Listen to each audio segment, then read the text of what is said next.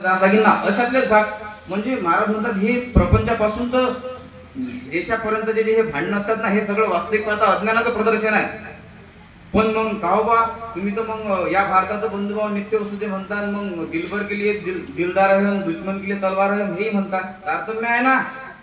महाराजाचं वाङ्मय चौफेर फिरते असं, म्हणजे काही असेल तरी आहे. म्हणजे उदाहरणार्थ की तुम्ही परिस्थितीनुरूप कसा पाऊल टाकायला लागेल त्याला म्हणतात गुरुदेव सामंडळ. गुरुदेव सामंडळ म्हणजे महाराजांनी निर्माण केलं हे प्रार्थना हे का फक्त नुसतं भजन करणं टाळ वाजवणं एवढंच आहे का? नाहीये. सर्वांगीण म्हटलं, सर्वांग उन्नत व्हावया कर सामुदायिक प्रार्थना. सारा भारत रहे शिपाई शत्रू को दश आणि राष्ट्रवंदनेत महाराजांना म्हटलं. म्हणून राष्ट्रीय वृत्ती जागृत झाली पाहिजे. त्या दृष्टिकोनातून महाराजांनी ही साधना मांडली.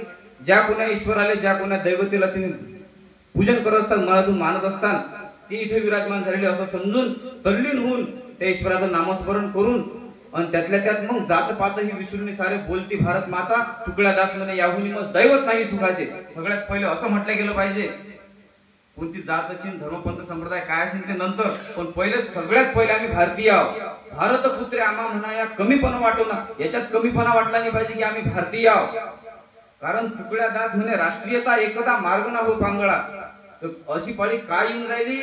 कारण की महाराज म्हणतात नाही तो अब देश के तुकडे है, हर प्रांत प्रांत लढ जाएंगे. भारत पाकिस्तानचं युद्ध होऊन राहिलं, ठीक आहे, ते तर ठीकच आहे. पण त्याच्यापेक्षा परिस्थिती अशी होऊन राहिली की प्रांतात भेद निर्माण झाले. भाषेचा वाद, जातीय वाद, अजून काय जे असेल नसेल, त्याच्यामुळे महाराज म्हणतात नहीं तो अब देश के टुकड़े है, हर प्रांत प्रांत लड़ जाएंगे, कोई न किसी का मानेगा ये मेरी नजरों में आता है. मग त्याच्यासाठी हे गुरुदेव सामंडळ निर्माण केलं होतं. काऊन? हिकमत से काम करो तब ही एकमत हो जाता है. मग कसं करायला लागेल हिकमत से काम? तर श्रद्धा भक्ती से प्रेम भरो तब काम में दिल लग जाता है. महाराजाचे भजन आहेत. महाराजाचे भजन अरे बापरे.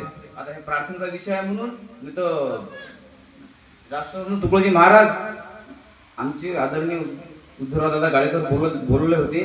शेवटचं ज्यावेळेस ते गुरुपंचायत 53व्या